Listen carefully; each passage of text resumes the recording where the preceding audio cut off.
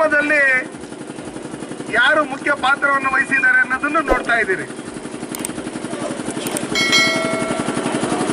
ಇವತ್ತು ಈ ದೇಶಕ್ಕೆ ಸಂವಿಧಾನ ಕೊಟ್ಟಿರ್ತಕ್ಕಂಥ ಡಾಕ್ಟರ್ ಬಾಬಾ ಸಾಹೇಬ್ ಅಂಬೇಡ್ಕರ್ ಅವರ ಪುತ್ಥಳಿಯನ್ನ ಅನಾವರಣ ಮಾಡೋದಕ್ಕೆ ಈ ಸಂವಿಧಾನದ ಅಡಿಯಲ್ಲಿ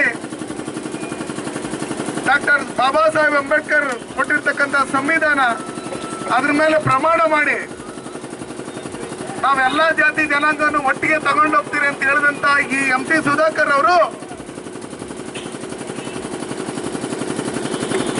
ಡಾಕ್ಟರ್ ಬಾಬಾ ಸಾಹೇಬ್ ಅಂಬೇಡ್ಕರ್ ಪುತ್ಥಳಿಯನ್ನ ಅನಾವರಣ ಮಾಡಕ್ ಹೋದಂತ ಸಂದರ್ಭದಲ್ಲಿ ಸುಮಾರು 200 ಜನ ಪೊಲೀಸರನ್ನ ಅಲ್ಲಿ ಕಾವಲು ಹಾಕಿ ಅದನ್ನ ಅನಾವರಣ ಮಾಡ್ಕೊಡ್ದು ಅಂತ ಹೇಳಿ ತಡೆದಿರ್ತಕ್ಕಂಥವ್ರು ನೋಡಿದ್ರೆ ಇವರು ಎಂತ ಸಂವಿಧಾನ ವಿರೋಧಿ ಅಂತ ಹೇಳ್ಬಿಟ್ಟು ಹೇಳಿ ಮೇಲ್ನೋಟಕ್ಕೆ ಗೊತ್ತಾಗ್ತಾ ಇದೆ. ನನಗೆ ನಮ್ಮ ಮಾಜಿ ಸಚಿವರಾದಂತ ಮಹೇಶ್ ಅಣ್ಣವರು, ನಮ್ಮ ಮಾಜಿ ಶಾಸಕರು, ಮುಂದಿನ ಶಾಸಕರಾದಂತ ಕೃಷ್ಣಾರೆಡ್ಡಿ ಅಣ್ಣವರು, ಇವರೆಲ್ಲ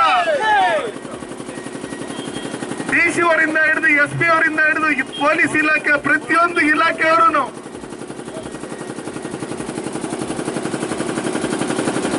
ಈ ಕಾಂಗ್ರೆಸ್ ಪಕ್ಷದ ಗುಲಾಮರಾಗಿದ್ದಾರೆ. ನೀವು ಹೋರಾಟಕ್ಕೆ ಬರ್ಬೇಕಂತ ಹೇಳಿ ನಮ್ಮ ಗೋಪಿ ಅಣ್ಣವ್ರು ಎಲ್ಲರೂ ಕರೆದ್ರು. ನಾನು ಹೇಳಿದೆ, ಏನಪ್ಪ ಇಲ್ಲೇನಾದ್ರು ಟಿಪ್ಪು ಸುಲ್ತಾನ್ ಅಂತಾಗ್ಲಿ ಇಲ್ಲ ಜಿನ್ನಾದಾಗ್ಲಿ ಏನಾದ್ರು ಪ್ರತಿಮೆ ಏನಾದ್ರು ಅನಾವರಣ ಮಾಡ್ತಾ ಇದ್ದೀರಾ ನಾವು ಅಂತ ಕೇಳಿದೆ ನಾನು. ಯಾಕೆ ಈ ತರ ದ್ವೇಷ ಡಾಕ್ಟರ್ ಬಾಬಾ ಸಾಹೇಬ್ ಅಂಬೇಡ್ಕರ್ ಬಗ್ಗೆ ಅಂತ ಹೇಳಿ ನಾನು ಇತಿಹಾಸ ತಿಳ್ಕೊಂಡಾಗ MC ಸುಧಾಕರ್ ಅವರು ಅವ್ರ ತಂದೆ ಅವ್ರ ತಾತನ ಕಾಲದಿಂದನೂ ಇಡೀ ಚಿಂತಾಮಣಿ ತಾಲೂಕಲ್ಲಿ ಒಂದೇ ಒಂದು ಅಂಬೇಡ್ಕರ್ ಪ್ರತಿಮೆಯನ್ನ ಅನಾವರಣ ಮಾಡೋದಕ್ಕೆ ಇದುವರೆಗೂ ಬಿಟ್ಟಿಲ್ಲ ಅಂತೇಳಿ ಸತ್ಯಾಂಶ ಗೊತ್ತಾಯ್ತು. ಇಲ್ಲಿ ಅನೇಕ ದಲಿತ ಪರ ಸಂಘಟನೆಗಳವರು ಅವ್ರ ಬಕೆಟ್ ಹಿಡಿಯಕ್ ಹೋಗ್ತಾ ಇದಾರೆ. ಅವನು ಯಾರ ಇದಾರೆ, ಅವನು ಏನೋ ಹೆಸರು, ಅವನ ಹೆಸರು ಹೇಳಕ್ಕೂ ನನ್ಗೆ ನಾಚಿಕೆ ಆಗ್ತಾ ಇದೆ. ಅವರು ನಿನ್ ತಾಕತ್ತಿದ್ರೆ ಬಂದು ಇಲ್ಲಿ ಪ್ರತಿಮೆ ಅನಾವರಣ ಮಾಡಿ ಅಂತ ಚಾಲೆಂಜ್ ಮಾಡಿದಾನೆ. ಅಲ್ಲಿಂದ ಬಂದು ಅಂಬೇಡ್ಕರ್ ಅಭಿಮಾನಿ ಇಲ್ಲಿ ಪ್ರತಿಮೆಯನ್ನ ಅನಾವರಣ ಮಾಡ್ಬಿಟ್ಟು ಹೋಗಿದ್ದಾನೆ. ಅವನು ಗೆದ್ದಿದ್ದಾನೆ, ಇವನು ಸೋತಿದ್ದಾನೆ.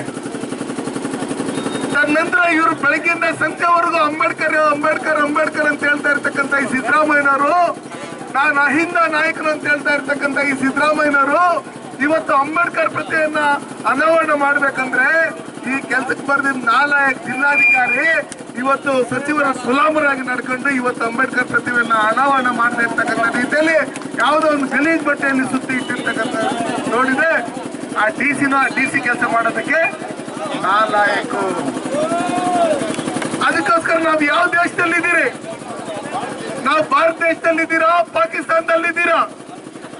ಇಲ್ಲಿ ಕಾಂಗ್ರೆಸ್ ಸರ್ಕಾರ ಅಧಿಕಾರಕ್ಕೆ ಬಂದ್ಮೇಲೆ ಒಂದು ಕೈವಾರ ತಾತ ಇನ್ನು ಭಜನೆ ಮಾಡ್ಬೇಕಂದ್ರೂ ಇವ್ರ ಪರ್ಮಿಷನ್ ಬೇಕು, ಒಂದು ಮೈಕ್ ಹಾಕ್ಬೇಕಂದ್ರೂ ಇವ್ರ ಪರ್ಮಿಷನ್ ಬೇಕು, ಒಂದು ಶ್ರೀರಾಮನ ಫ್ಲೆಕ್ಸ್ ಹಾಕ್ಬೇಕಂದ್ರೂ ಇವ್ರ ಪರ್ಮಿಷನ್ ಬೇಕು. ಅದೇ ಟಿಪ್ಪು ಸುಲ್ತಾನು, ಮೊಹಮ್ಮದ್ ಗಜ್ನಿ ಇವ್ರದೆಲ್ಲ ಫ್ಲೆಕ್ಸ್ಗಳಾಕೋಗಿ ಯಾವುದೇ ರೀತಿಯಾದಂತ ಪರ್ಮಿಷನ್ ಬೇಕಾಗಿಲ್ಲ.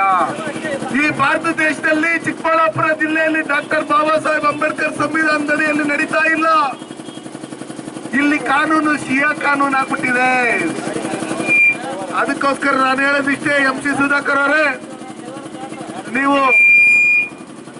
ದಲಿತರ ಪರವಾಗಿರ್ತೀರಿ ಅಂತ ಏನೋ ತಿಳ್ಕೊಂಡಿದ್ದೆ ನಾನು. ಆದ್ರೆ ಇತ್ತೀಚಿನ ದಿನಗಳಲ್ಲಿ ನಿಮ್ಮ ಜೊತೆಲಿರ್ತಕ್ಕಂಥ ದಲಿತ ಲೀಡರ್ಗಳನ್ನ ನೀವು ನಡೆಸ್ಕೊಂತ ಇರ್ತಕ್ಕಂಥ ರೀತಿ, ದಲಿತರ ಮೇಲೆ ಎತ್ಕಟ್ತಾ ಇರ್ತಕ್ಕಂಥ ರೀತಿ ನೋಡಿದಾಗ ನೀವು ಯಾವ ರೀತಿ ಇಲ್ಲಿ ರಾಜಭಾರ ಮಾಡಿದಿರಿ ಅಂತ ಹೇಳಿ ಮೇಲ್ನೋಟಕ್ಕೆಲ್ಲ ಗೊತ್ತಾಗ್ತಾ ಇದೆ. ಅದಕ್ಕೆ ನಾವು ನಿಮ್ಗೆ ಹೇಳೋದು ಎಚ್ಚರಿಕೆಯನ್ನ ಕೊಡ್ತಾ ಇದ್ದೀವಿ. ಇವತ್ತು ನಾವೆಲ್ಲ ಹೋರಾಟಕ್ಕೆ ಹೋದಂತ ಸಂದರ್ಭದಲ್ಲಿ ಪೊಲೀಸ್ ಇಲಾಖೆಯವರು ರಕ್ಷಣೆ ಕೊಡ್ಬೇಕಾಗಿರ್ತಕ್ಕಂಥದ್ದು. ಈ ರಸ್ತೆಯಲ್ಲಿ ನಡ್ಕೊಂಡು ಹೋಗ್ಬೇಕಾದ್ರೆ ವೆಹಿಕಲ್ಸ್ ಬರುತ್ತೆ, ಅದು ಏನಾದ್ರು ಆಕ್ಸಿಡೆಂಟ್ ಆಗುತ್ತೆ, ಅದಕ್ಕೆ ರಕ್ಷಣೆ ಕೊಡ್ಬೇಕಾಗಿರ್ತಕ್ಕಂಥದ್ದು ಇಲಾಖೆ ಕೆಲಸ. ಆದ್ರೆ ಇಲ್ಲಿ ಪಾಪ ಒಂದಿಬ್ಬರು ಪೊಲೀಸರನ್ನು ಕಳಿಸಿದ್ದಾರೆ 2 ವೀಲರ್ ಅಲ್ಲಿ. ಇನ್ನ ಉಳಿದಂತವರೆಲ್ಲ ಆರಾಮಾಗಿ ಸಚಿವರು ಹೇಳಿದ್ರಂತೆ ನೀವು ಯಾರು ಹೋಗ್ಬೇಡಿ ಅಂತ ಹೇಳಿ. ಅದಕ್ಕೆ ಪೊಲೀಸ್ ಇಲಾಖೆಯವರು ನಮ್ಮ ಹತ್ರ ಹೇಳಿದ್ರು, ಹಿಂಗ್ ಹೇಳಿದಾರೆ. ನೀವ್ ಯಾರಾದ್ರೂ ಅವ್ರ ರಕ್ಷಣೆಗೆ ಏನಾದ್ರು ಹೋದ್ರೆ, ಅವ್ರ ಜೊತೆಲೇನಾದ್ರು ಹೋದ್ರೆ ನಿಮ್ಮನ್ನ ಟ್ರಾನ್ಸ್ಫರ್ ಮಾಡ್ಬಿಡ್ತೀನಿ ಅಂತ ಹೇಳಿದ್ದಾರೆ ಅಂತ ಹೇಳಿ ನನ್ಗೆ ಹೇಳಿದ್ರು. ಅದಕ್ಕೋಸ್ಕರ ನಾನು ಹೇಳೋದಿಕ್ಕೆ, ನಾವು ಏನು ಪಾದಯಾತ್ರೆ ಹೋಗ್ತಾ ಇದ್ದೀರಿ, ಆ ಪಾದಯಾತ್ರೆ ಸಂದರ್ಭದಲ್ಲಿ ನೀವೆಲ್ಲ ಹೋಗಿ ನೆರಳಲ್ಲಿ ಕುತ್ಕೊಂಡಿದ್ದೀರಿ. ನಮಗೆ